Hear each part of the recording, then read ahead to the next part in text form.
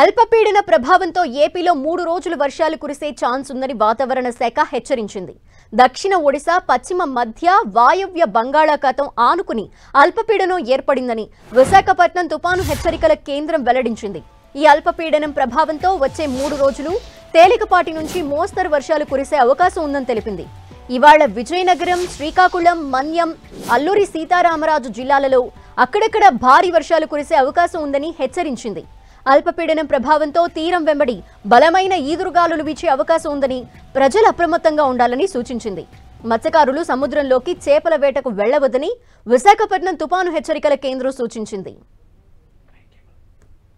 బంగాళాఖాతంలో అల్పపీడనంతో ఇవాళ శ్రీకాకుళం, విజయనగరం, పార్వతీపురం, మన్యం, అల్లూరి సీతారామరాజు జిల్లా, విశాఖపట్నం జిల్లాల్లో మోస్తరు నుంచి భారీ వర్షాలు కురిసే అవకాశం ఉందని తెలిపింది. ఇక మిగతా జిల్లాల్లో తేలికపాటి నుంచి మోస్తరు వర్షాలు కురిసే అవకాశం ఉందని అధికారులు వెల్లడించారు.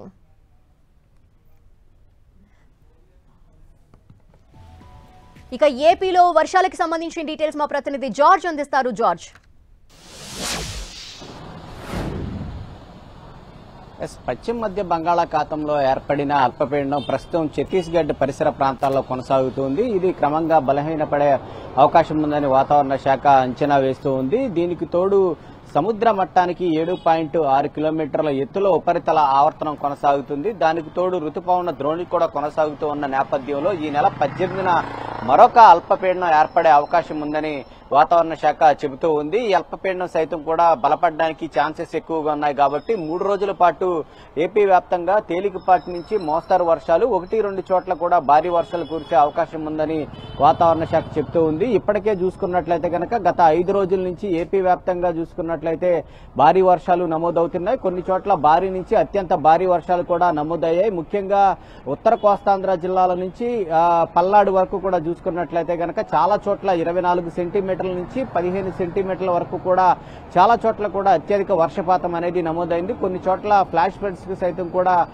అవకాశాలు కూడా ఉన్నాయి. ఎందుకంటే ఒక్కసారిగా ఆకస్మికంగా ఒకే చోట ఎక్కువ దాదాపుగా 10 సెంటీమీటర్లు లేదా 14 సెంటీమీటర్ల వరకు కూడా వర్షపాతం అనేది నమోదవుతూ వచ్చింది.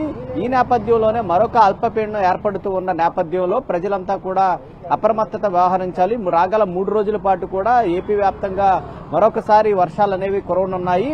ఎందుకంటే ఈ అల్పపీడనం చూసుకున్నట్లయితే కనుక సేమ్ ఇటు పశ్చిమ వాయువ్య బంగాళాఖాతంలో ఏర్పడుతూ ఉంది కాబట్టి దాని ప్రభావం సైతం కూడా ఏపీ మీద ఉండే అవకాశం అయితే కనిపిస్తూ ఉంది.